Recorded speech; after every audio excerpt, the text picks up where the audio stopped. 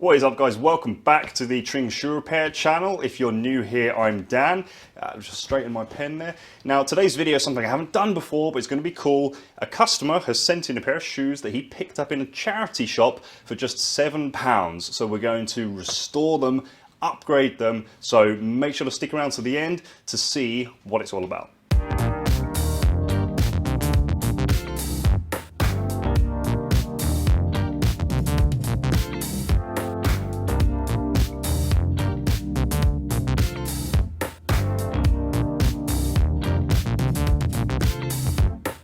Okay guys, once again, welcome back. Now let me show you the project. So we have this pair of Crockett and Jones leather brogues here. This is the find, or the offending item, should I say.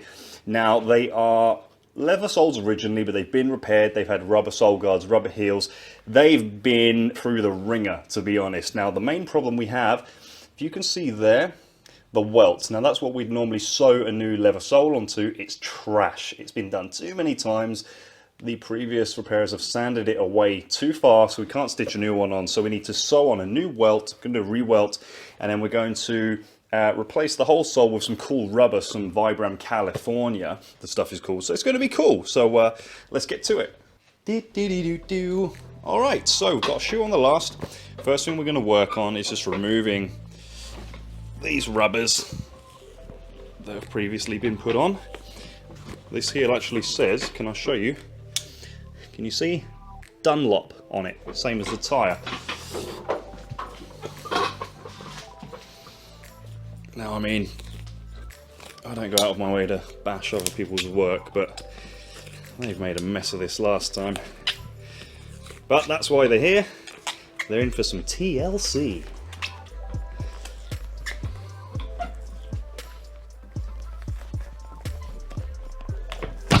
Alright, so now we just need to whip the heel block off. Right, I just had to show you very quickly because I had a nightmare removing this heel block, and the reason is, can you see? The last repairers have used thick, heavy-duty masonry screws to put the heel block on, and it's just, what were they thinking? They must have thought they were putting up a bookshelf or something. And it's been sanded, sheared off at some point as well. I don't know what's happened. What I do know is this poor shoe has been to the butcher's, and we're going to fix him. Anyway, back to business. So to get our leather sole off, there's loads of layers of glue on this. So just going to use some of the old jerk-off stripper. Just get him on there. This is going to dissolve the old glue that's holding the sole on. And just let it come away a little bit easier. Okay, so removing lay sole, just cutting around the stitches. Now, some of you more clued up guys might be asking yourself, why are you removing the leather sole rather than just cutting the whole welt off because we're doing a re-welt job? And you could be right, but I wanted to show you just how everything's put together, really. And it's also a little easier to do it this way. Then if we peel our back, see what we've got, you can see what we've got before I can. Oh, there's a little snag there. So all the corks come out of it as well, so we need to replace the cork, and yeah, I think we'll be okay. Okay, rock and roll, I'm back up here with you guys now. I just wanted to show you before I strip it all off, the welt. So this is what's called a 270 welt, and the reason being is it starts from just there, in front of the heel rand, and goes all the way around to just there, 270 degrees. If it went all the way around, it would be 360. So we're going to replace it like for like. Let's strip it off. Now, when we are removing the welt, we're cutting the threads that are sewn onto the upper of the shoe. Obviously, being careful not to cut the uppers itself. Oh, it's come apart. They also come with staples from the factory, which can be troublesome, sort of get in the way of the blade sometimes. One extra thing that I rarely tell you guys, and that is it's a lot easier to just work rather than work and film, because of course what I'm doing right now is I'm trying to work in such a manner, such an angle, that you can see what I'm doing, and it's not as natural, easy or convenient as if I was just, you know, freestyling.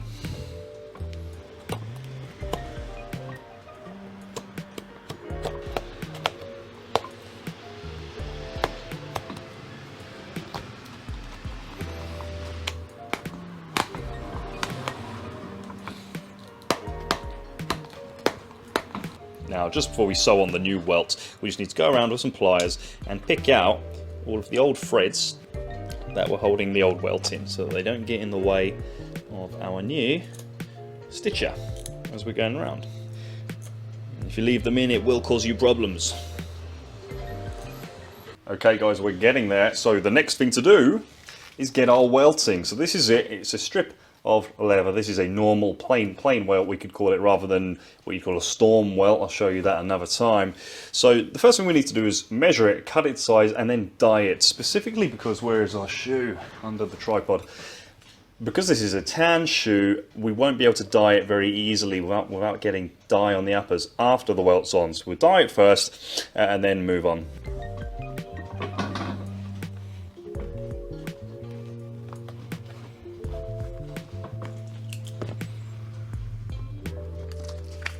Whoa, Black Betty, bam-a-lam, yeah, Black Betty, bam-a-lam.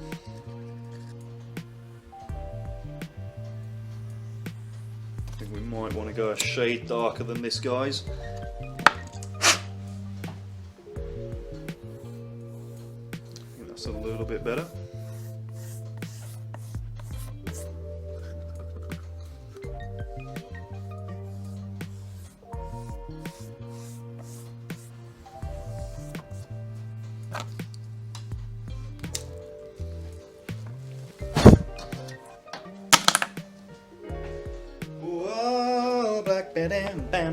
Yeah, Black Betty. For the next step, we need to go to the kitchen. And the reason we're here is when we hand sew the welt on, it's all done by hand if I didn't say that.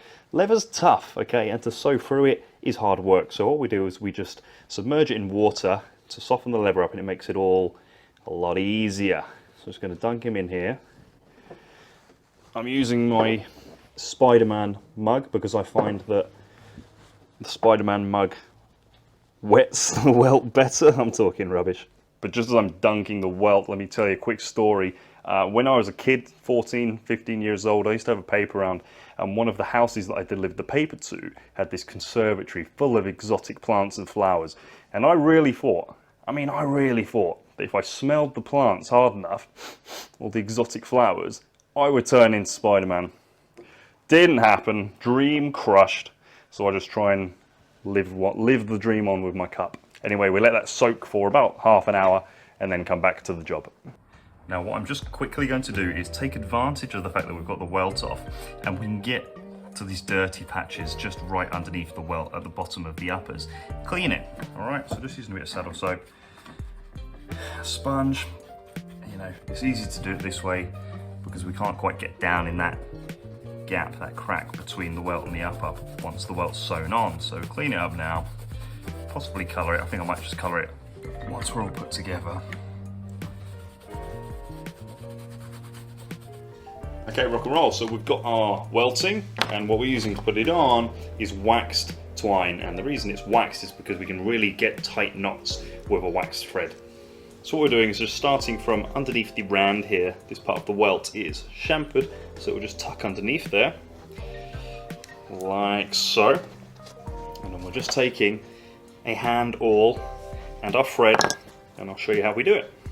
So what we're doing, if I can show you, you can see here original holes. So what we want to do is get our awl, let's go through the welt, through those existing holes. Self-explanatory. Once we're through, taking our thread on the inside of the shoe, wrapping it around our awl, pulling it back through. Okay, and once he's through, we'll make a loop, get the outside thread through that loop, and then pull him tight. And then go around the whole shoe. So as you can guess, it's a slow process.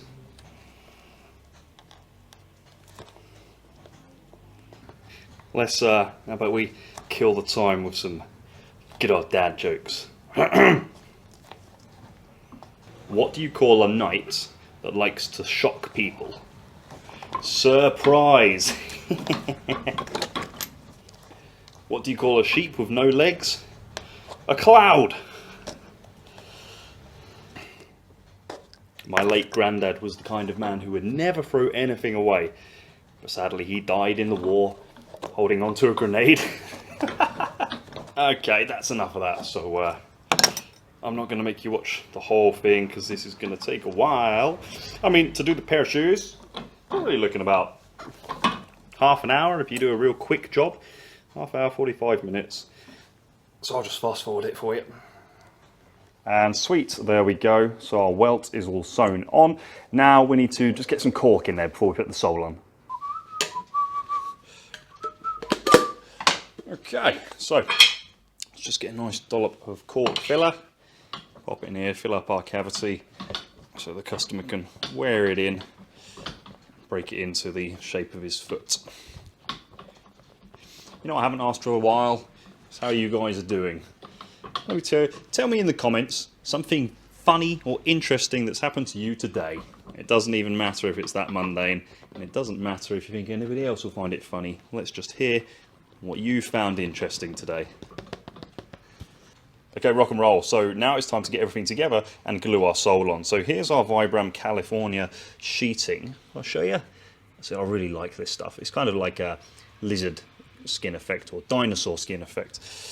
Anyway, who wants to see the job from hell? Look at this thing. Good gracious, I'm not doing a video on that one for obvious reasons. Anyway, let's crack on. Let's get sticky.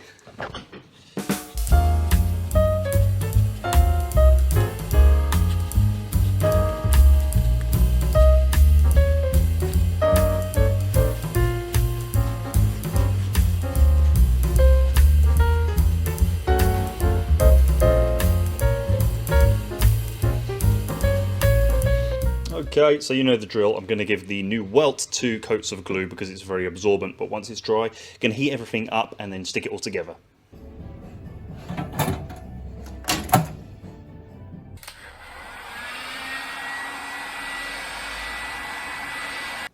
Alright, cool, so our sole's all nice and hot now, ready to be glued in place. So we just line him up exactly where we want him, making sure we're covering all of the welt, obviously. Get him in place. You know, I said earlier I like this Vibram California so much. I think that's all I'm going to use from now on. So if you come in and you want some leather soles, it's tough luck. You're just going to get Vibram California. I'm just joking. Don't get your knickers in a twist. And if you're unfamiliar with knickers in a twist, it means do not get so distressed that your undergarments become entangled. Leather soles are still on the menu. Jeremiah was a bullfrog. He was a good friend of mine. I never understood a single word he said, but I helped him drink his wine. And he always had some mighty fine wine.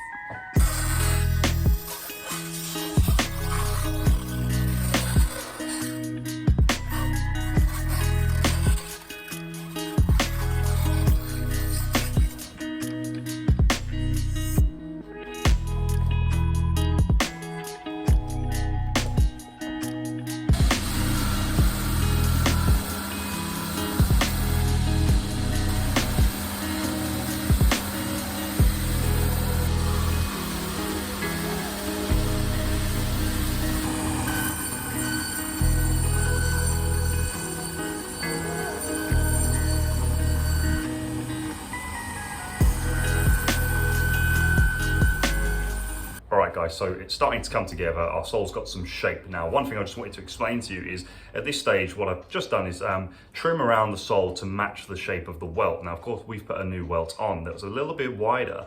So what we've had to do is sand the welt down a little bit to create what should be its original shape. So that's what we've just done. Let's carry on. Alright, I'm going to answer 2 questions in one now. Questions I get asked quite a lot. What we're doing is just putting last tacks in the heel rand. And people say, don't the nails go through and hurt your feet? What happens is the last tack goes all the way through to the metal last and then squashes flat. So no, you won't feel it. Oh yeah. Sorry, I'm a bit later than I said I'd be. That's alright. Look at me, not recognising my own Yeah, shoes. they're so good you don't even recognise them. Exactly. Just like that. They are so good, thank you. Good. Cheerio. Okay, see you later. And second question was, why don't we press the heel the same as we would press the sole on the machine? And answer is sometimes we do, especially on just cemented jobs. But the press for the sole is, the shoes come in all sorts of different funky sizes, and the press goes down in a sort of uneven fashion and just gets all the weird bits and bobs that need pressing down. The heel is dead flat, so we can just pop it on the last, hammer it on.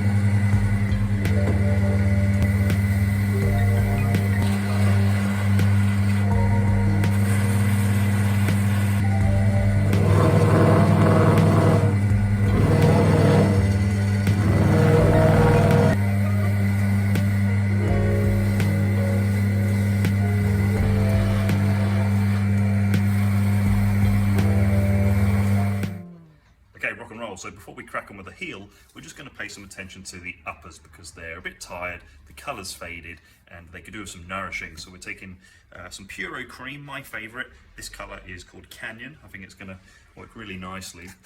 What it's going to do is nourish the leather. If we also leave it on for 10 minutes, it's going to penetrate the fibres and dye it also. So we'll come back to it once it's dry and shine it off. Horsehair brush and shiny shiny. Just popped a shoe tree in our shoe. It just gives us a nice firm solid surface to polish against.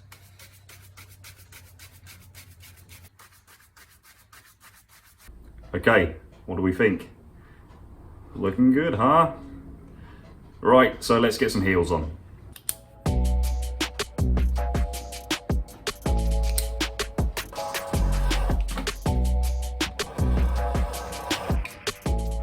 Alright, so what I'm doing is making new stacked leather heel blocks, and the reason is with all those heavy duty nails that were in the original heel blocks, they were trashed, so there was no way we could reuse them.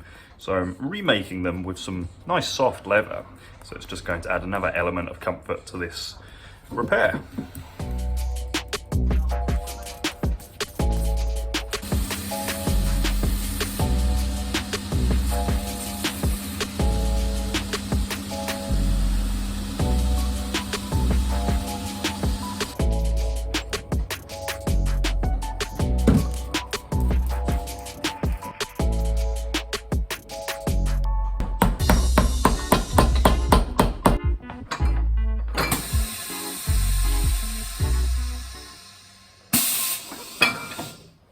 Okay, so we're on the home stretch. Just getting some brass tacks in the heels. Already nailed the heel block in from the inside out, so it's all rock solid and secure.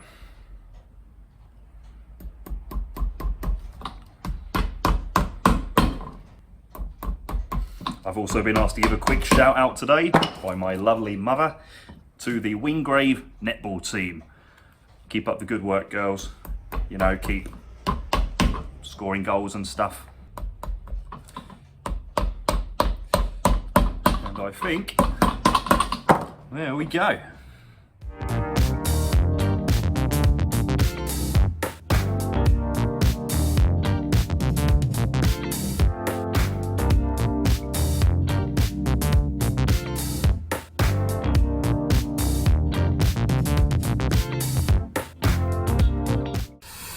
Okay guys, we are done. There's the job.